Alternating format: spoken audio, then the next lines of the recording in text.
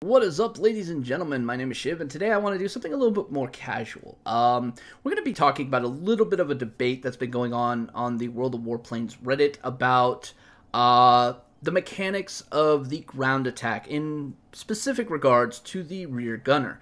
There are quite a few top-level players who feel that ground attack planes are a little bit too OP in regards to their rear gun. And the exact things that have been stated in this is that the rear gun is basically kind of mindless. You know, it's constant damage, and not much we can do about it. And it feels like there's not much of a skill ceiling for a ground attack plane. I disagree with this wholeheartedly for several reasons, right? But the more I try to actually engage in a meaningful debate and topic, the more I've been assaulted with hyperbole and fucking passive-aggressive statements. Now, again, I don't really want to do this whole name-calling, this, that, and the other, and witch-hunting, whatnot. It's fine.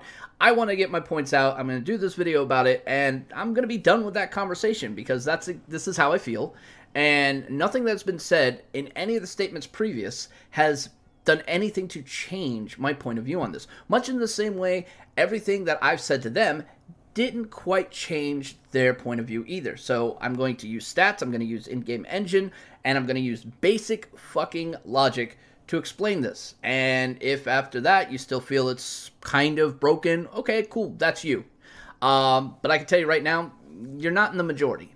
You really aren't. Okay, so let's get to this. Now, personally, I think ground attack planes are probably one of the most influential planes in the game, and I've stated this repeatedly. From my first ground attack video where I was talking about the IL-20, and I said that this is basically the tip of the spear that will spell your team's destruction if you don't pay attention to it. And that was a God's honest truth. I can't tell you how many games I completely just shreked the shit out of the opponent's team because they constantly ignored me. Bot logic in general does not always engage ground attack planes, right? It really doesn't. However, as you get up to tier 9, that does change quite significantly. I can't tell you how many bot-controlled 94Ds and 262 HG2s have come down and just completely shreked the hell out of me. Even J7W2s, my God, I hate that plane, have just come down and killed me. And those are bots, all right? And they're able to kind of do this. Now, this isn't to say that I'm a horrible player. Most of you know I'm actually a relatively decent player. I consider myself average, to be perfectly honest, but some people think differently. But the bots are able to do this, and players are able to do it a lot more successfully, especially in some pretty key planes, and we're going to talk about that in a little bit. But the main thing I've noticed when I'm playing this is that people make the same mistake over and over. So I want to kind of get to this little concept here, known as the flaw of non-GA players. So the general flaw with non-GA players is how they approach attacking a ground attack plane. Okay, you look at when you're flying a fighter and you're going up against other fighters. Where's the most ideal attack vector? Well, from the rear, because they can't shoot back at you. And it's a little bit harder to shake you off once they're on your tail. Kind of the idea there. Once you get on the tail, they go there, they die, and then you look for another target, and you angle yourself to get on their tail again. Kill, rinse, repeat. All right, that's the general ideology when you're playing, fighters and multi-roles. Get on the tail, destroy it. And same can also be applied for heavy fighters as well. It's a little bit more intricate and a little bit more boomy-zoomy, but, it is what it is. So, when it comes to them applying that same logic to the ground attack, they end up getting killed. And, well, here's why. Ground attack planes have an enormous range on their rear guns. About 900 meters is the average for a lot of these guns, and you could extend that well over a kilometer. Well over a kilometer. And because of that, that gives them a lot of, defensive room. Now, you factor in the fact that they have, crew skill that they can apply to their rear gunner that can affect the outcome and defense and offense of that singular weapon system is actually made a lot of people a little upset. Okay, so let's get to this.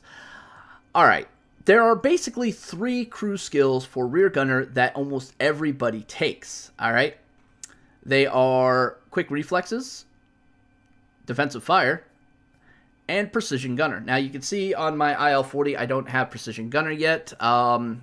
we're basically just grinding out to that last point, and then we're going to reset and then take it, because at that point I really don't need this, though it is helpful.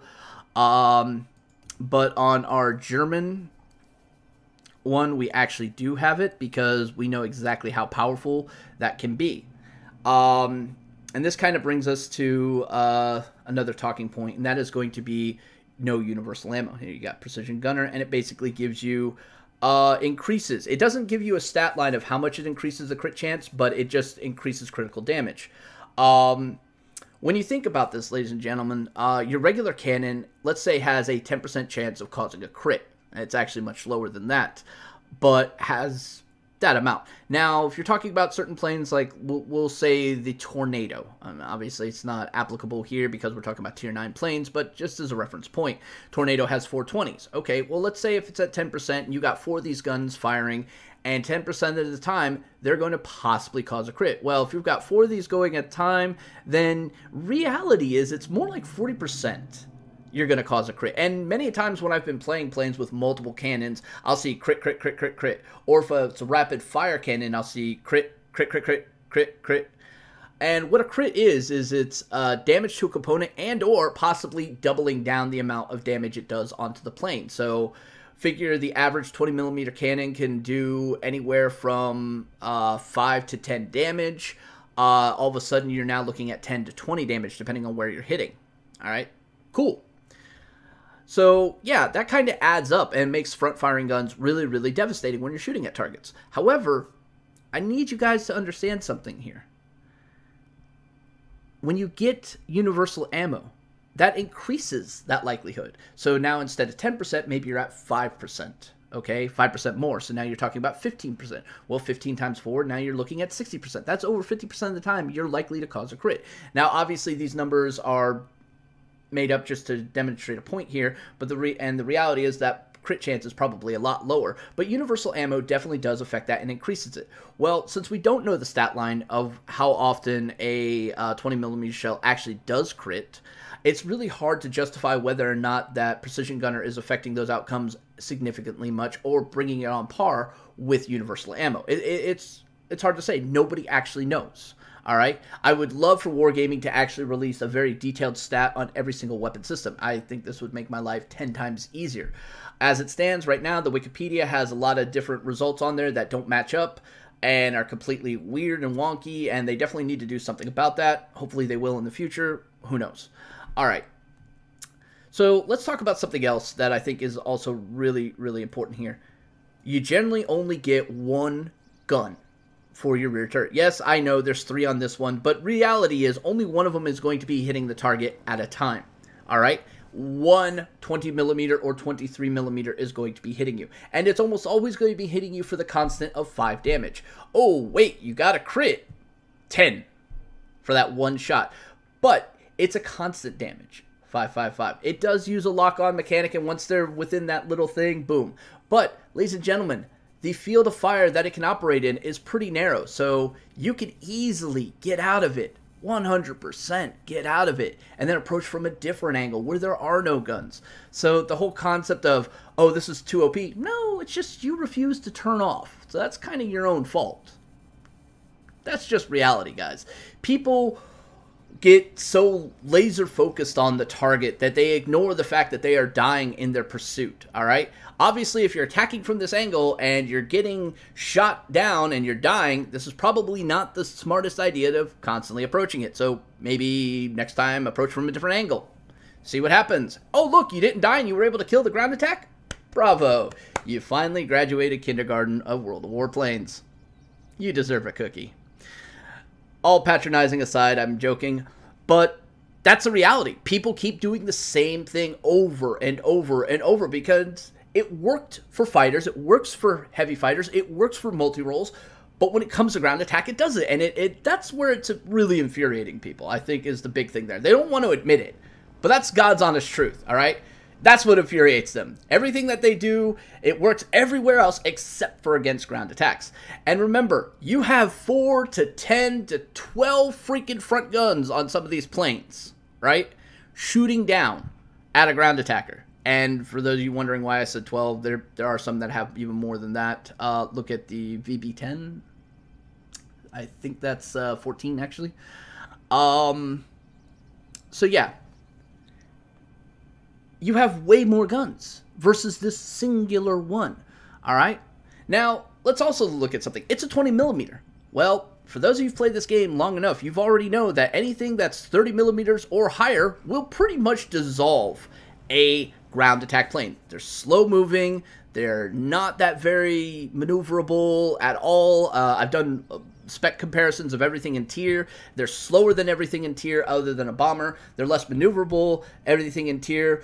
Though, truth be told, the British heavy fighter is pretty comparable in terms of maneuverability. I'm not even going to lie. It's pretty god-awful. That plane definitely needs a little bit of loving. But, yeah. So, it's not going to be able to avoid any of you as you're coming in at it, okay? So once you've decided you're going to attack it, it's not like this thing is going to be able to get away from you in any way, shape, or form. It's like a bug caught in a web, all right? It has to have some means of defending itself consistently. Well, that is the lock-on feature. But you still actually have to trace in the sky with it. If you just hold down and keep on there because you're just constantly coming at me like here, well then that's your own damn fault. If you're moving off to the side that I'm constantly having to track, well guess what? As I'm moving to a farther degree, the lock-on bloom expands and I'm not dealing as consistent damage. I'm actually missing with the gun quite a bit until it reacquires. Alright? So you can definitely mitigate the hell out of it. Alright, so because of that, it's far less DPS than any other weapon system that's front firing. So again, arguing that it's too OP seems really fucking silly. Alright, now, the other thing is, rear gunners can be taken out with a critical, right? Yes, a pilot can be taken out with a critical, but you can still fire your guns. Maybe not nearly as accurately, but they can still fire. I can't tell you how many times I've killed somebody with a knocked out pilot shooting my guns. Yeah, sure, I overheated my guns and it was the 50s that ended up finishing them, but still, you get what I'm saying. You can still fire with it. Not with a freaking ground attacker or anybody with a turret. You actually have to use the med pack in order to restore that. So it's kind of really annoying. Okay, now, let's talk about something else here. Rear gunning. Many times when I'm playing any plane with a rear gun, i.e. the SE-100, IL-40, the 1099, whatever, when I'm using the rear gun, I'm having to sacrifice a couple things. One, knowing where I'm going in front of me. It's kind of a problem, by the way. Two, continuing to do the job that my plane is designed for. And three, being able to basically help my team win. So when a plane comes and attacks you, right, you're going to want to try to defend yourself. Because if you ignore it, it's going to kill you. So you try to pick yourself an angle that's going to be a clear flight. Well, as you pick that angle and then you go to your rear gun, I want you to consider something. You're not flying to a base. You're not destroying ground targets. You're not doing any of the things you're supposed to be doing as a ground attack. Instead, you're fighting tooth and nail to kill an air target. Now, killing air targets with a ground attacker is not part of its role. You get no bonuses for grade, mastery, any of that stuff. I mean, you do get a little bit of mastery because it's rear defense kill when you get it, so that does play to mastery. You do get combat points with it, but it does not help you win in any way, shape, or form unless it's like after the squall line, and then it actually does have a little bit of relevancy. The only time where this is not so true is when you're killing other ground attacks, but guess what, guys? When you're doing that, you're mostly front gunning. And again, you're not playing to your role, and thus your team is going to suffer for that. If you're not out there bombing the living bejesus out of the ground targets and pushing every single time, then you're kind of failing at your job. And that's the big takeaway there. The more time I've got to spend on my rear turret, the less time I actually have to do my job and to push for a victory. So there's the trade-off there. Not to mention the fact, the more time that I'm in the back there, and maybe I'm moving to the left and right, and because I can't constantly check to see what's going on in the front, because the moment you switch back and then come back, there's a nice little 1.5 second delay before I can actually relock on my guns to start doing damage to you, means that there's a greater chance of you running into shit. Trust me, this happens to me quite often where I just fly into a fucking mountain while trying to deal with somebody. Yeah, I end up killing him and then I hit T to go back and, oh, mountain, done. All right, this has happened to me repeatedly. So there's some pretty big trade-offs there in order to use that gun. And some of them are actually kind of detrimental to team play. And that's something I think really needs to be considered here, all right? If you're constantly having to fend yourself from these guys attacking you, then you're not going to be able to effectively do your job. And let's say you do kill them, well, he's probably going to take a huge enough chunk out of you that when you go for that next target, an air defense fighter will take you out, which has happened to me a few times. Or as you're coming in there, 3 other planes decide they're going to descend down on you because you're a weakened target. All right? Yeah, it's just the way those things work. All right. Now, there's something else that people seem to not really get. There are dead zones when dealing with ground attack planes. Like, okay, here we are on the 1099, and as you can see here, we're directly behind it. Now, if you're slightly elevated, like up to here, and you're directly behind this tail, no gun will shoot at you. I kid you not. They'll actually have to move off to where they get this angle, or move off to where they get this angle in order to engage one of these side guns. But that top one won't engage because the tail's right there. It would literally be shooting off its tail. Now, this isn't so much of an issue with the IL-40 because it's literally right on the back behind the tail. But there are other dead zones that you can easily take advantage of. Here's one right here, attacking across the wings like so. That is a huge dead zone, and it's in a pretty advantageous spot to try to aim for. Any place right from here to here is the sweet spot on any plane. It's the fuselage, the cockpit, maybe some engine work there. Hitting here will almost guarantee getting a lot more damage because you're more likely to get most of your shots on target versus, one going above it, one going to the side of it. It's pretty good. Other dead zone is directly on top of it. You could literally do dive attacks, and if you've got enough range, and then pull off, and you'll get a lot of hits right in here. If you get him right there, you're talking about getting all your shots on target, because look at that cross-section. That's pretty huge. Biggest cross-sections are right here and right here. It's huge. And, of course, if you get underneath it, though, good luck with that. It's another great spot to go from. Another way you can do this, especially if you're in a fast and or maneuverable plane, is to come down from the top of it. Attack here, you hit the cockpit, hitting the fuselage, wings, possibly the engine, depending on the spread, coming down across the tail, then you pull up, and then you bank hard to the side. And then you kind of, re-counter bank and then counter bank again, and you come in for another approach. You might get hit by the rear gun a little bit, but it won't be significant. And then you're now doing side profile attacks on it, and then you just come across and strafe, do a figure 8 back across, and just keep doing figure 8s on top of it. And it will not be able to engage you. But people don't do this. Remember, guys, when they're using the rear guns, most players are going to be moving perfectly straight most of the time. It's actually kind of sad. It also makes them extremely predictable and thus easy to kill. But like I said, there's a lot of dead zones. There's only one area of protection back here. And then, of course, you got your front fire guns in the front, which, let me tell you something. Yeah, these can hurt, right? And the 23s can hurt. Yeah, they can. But most of the time, they're not going to try for those attacks because a lot of planes come with rockets, and doing a head-on with any plane with rocket can be dangerous, especially if it's a BV-212, especially if it's a 94D. Those two planes alone make head-on attacks or counterattacks suicidal and just not worth it. Speaking of which, rockets, guys. All right, the air-to-air rockets completely neutralize the shit out of ground attack planes. The 210, the 212, and the 94D all have rockets. Matter of fact, the 94D has some of the most devastating rockets. They actually do like 3 times the amount of damage as the 212s. And when they hit, it's just devastating, all right? I've been taken out by 94Ds more often than I can even count. That's why you've seen so many 94D players coming into the game recently, because they are the perfect counter to every single ground attack plane there is. Rapid fire 20s just chewing them up at range, and then as they're closing in, they throw in the rockets, poof, finishing them off, get the Rocketeer badge, they do a victory roll and go, scrub. All right? That shit is a reality in this game. It is a reality. There are planes specifically tuned to kill ground attack planes, all right? And that's going to get us to our last point. And guys, every argument that has always been made about ground attacks, I have always countered with a very simple bit of logic. Look at what's in tier, at the same tier, across every single tree, and ask yourself, How does this kill it? All right, well, let's do that. Okay, so we're going to start with the USA, and we're talking about Tier 9. Okay, so the first one we got is the FJ-1 Fury. Well, 50 calibers aren't really going to do shit to this plane. Let's be freaking honest. Yeah, you got 6 of them, you got maneuverability, but it's going to take you so long to do this. By that point, reinforcements are definitely going to come in. So anything with machine guns is kind of not worth even talking about, just being perfectly honest here.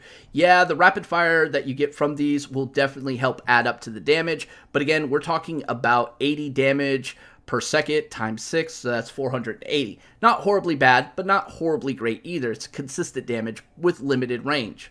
Alright. Moving on, we've got the F2H. We've got a heavy fighter here. Okay, well, this can get quad 20s. Not bad. This comes out to 180 times 4. So right there, we're looking at 620? Yeah, something like that. Yeah, 620 damage per second. So it's significantly better than what you get on the fighters, but you also have a good amount of speed and a better maneuverability, so you can always approach from the dead zone angles, much like a fighter can. All right. Okay, moving on. We've got the F-94D. Hands down, one of the best planes for killing a ground attack plane. Seriously. 800 damage per second. Like, once you get this weapon system, it is GG. Alright? Seriously. G freaking G. And then, of course, you got the air-to-air rockets. Once you get this, it's GG. 400 damage per. And this thing fires off salvos of 3. Oh, no, my bad. Of 8 at a time. So that's literally 3,200 damage you're firing at a target. If all of those were to impact onto even an IL-40, it would be enough to kill it. Also, add into the fact that you've got this rapid-fire gun just blazing across the backside there. Yeah, you could easily attack from the rear with these, hands down. You get 500 hit points, which you can increase. You have a good top speed of 900, good maneuverability, good rate of roll. You can just do circles around them left and right. Okay, so 94D does it completely well. Probably the best plane to do it. All right, S6U. Maneuverability is a little bit better. Speed is a little bit better. And you get about 600 plus damage. So again, pretty good. Pretty good. All right. F-84B, again, machine guns, not that great. You're getting, what is this? 480 again, so not spectacular, not horrible. Good maneuverability. It is what it is. Alright, we're going to go to Russia now. Alright, so you get 230s. That could hit for a decent amount. This is 600 damage. Personally, I'm not a fan of these right here, but they're not bad. But I would say this is probably going to be your best bet here. These dual 30s hitting, you got 700 meter range, 600 damage. For a fighter, that's pretty phenomenal. This will be really good for killing any ground attack plane. You got the 211 here. 211 is actually a really interesting one. You get 3 of these. Now, depending on how you look at it, personally, I like the middle system. All right, because the end one, while having greater range, damage per second is really low, and the rate of fire is really low. But when it hits, it actually hits pretty hard. But for more consistent damage, I would much rather take the 37L autocannon here, and then it plays like kind of like almost like 30 millimeters do, so to speak. But you get 3 of them, so now you're talking about 800 plus damage right there. 800 damage, guys. Actually, 840 damage to be exactly per second of DPS. Speed-wise and maneuverability, you're still kicking the shit out of any ground attacker out there. Alright, next up we've got the Yak-19. Okay, so you get 323 millimeters, which comes out to 510 damage per second. Again, better than the American machine gun planes. Your speed and maneuverability is also pretty top-notch, so you can always avoid any sort of zone where they're going to be able to take you out. Your life, not so much, but you can get that up over 400 quite nicely, so All right. And we got the MiG-9.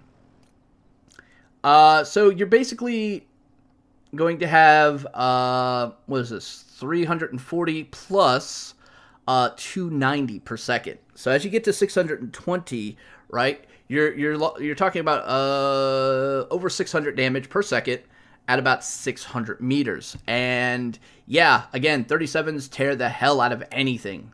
So yeah, pretty good. Your speed's insane compared to a ground attack. Your maneuverability, you'll always be able to attack from the dead zones where they can't use their rear turrets. So, USA and Russia both have pretty much every plane at tier can shit all over it. What about Germany? Germany obviously can't do that. All right, well, let's start here. Oh, wait, the BV-212. I totally forgot about this plane. No, I didn't. 3 20mm rapid-fire guns. Now, these are nowhere near as good as, say, the Vulcan that has 800. But when you add this up, this is actually 600 damage. So this is just slightly under what the Vulcan could do. Just slightly under. And you also get air-to-air rockets. Now, remember what I said. Way less. Those were doing 400. This is doing 150. It's almost 3 times difference. So, yeah.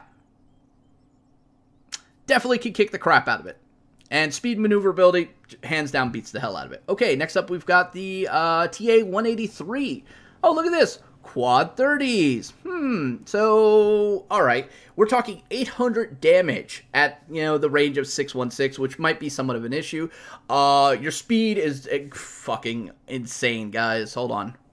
Look at that. 920, and that's not even including the little bit more you get when you add in the airframe. So, yeah, this is actually closer to like 930, 940. So yeah, this will just tear right through it, hands down. Alright, so next up we've got is the MEP-1092. Alright, again, we got quad 20s. These are the rapid-fire 20s that we have on the 212. But now you get 4 of them, and that's 800 damage per second, 800 meter range. You've got speed and maneuverability on your side. Again, we're talking 880... my bad. We're actually talking 900 right there. That's not even including crew skills and upgrades and things of that nature. So, again, pretty fantastic. So far, every German plane could do it. Alright, so now we get here to the 262 HG-11. Oh, look, it gets these rapid-fire 30s, which can engage at 700 meters, so a little bit better. And they're doing 350 a pop, and you get 4 of them. Okay, so let's see. That's 1,400. And, oh, by the way, you get access to air-to-air rockets, and you get a speed of... Hold on a second.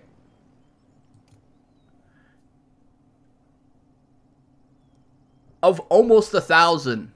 Almost 1,000. When you add up everything else, it'll be over 1,000.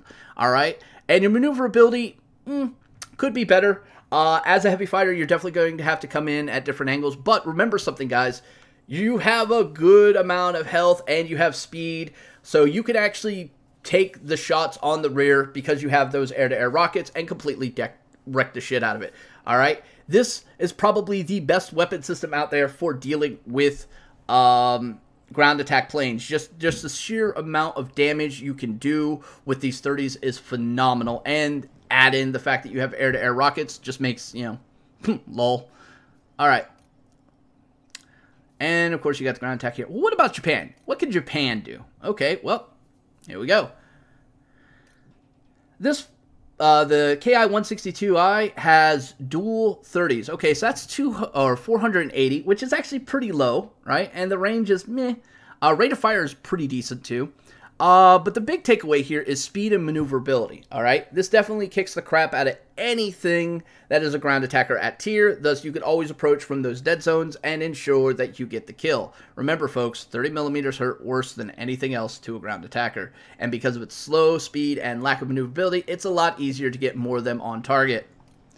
Okay, but what about another plane in that tier? Okay, so here we go, you got the J7W2. Well, guys, here you go.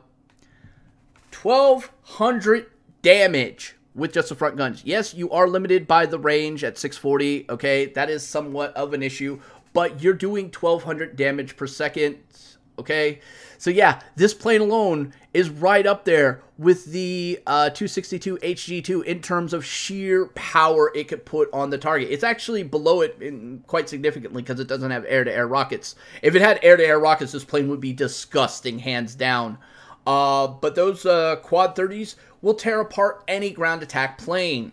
Any ground attack plane. Alright, so we went through Japan. Well, let's go through the UK. Let's see what the UK has. Alright, so we go to the attacker. Well, the attacker, you get quad 20s. Not overly spectacular, but we are talking about 500 plus damage per second. As a matter of fact, it comes out to 520 damage per second with effective range of 780. You also have a turn of 360 and some speed that goes over 900. So again, can always attack from angles that the GA can't defend against.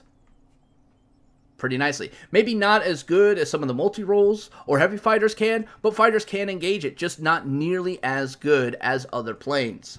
Alright, and of course, since we're talking about that, we've got to go to the P228. Well, the P228 comes with quad 30mm, and I'll tell you right now, these 30mm are actually pretty decent. They're very similar to the German 213 30mm that are out there, except for they have a slightly better range at 800. The rate of fire on this is pretty decent for 30mm, and it's doing 330 damage, guys. Okay, so to put that in perspective, 330 is 330 times 4 comes out to 12.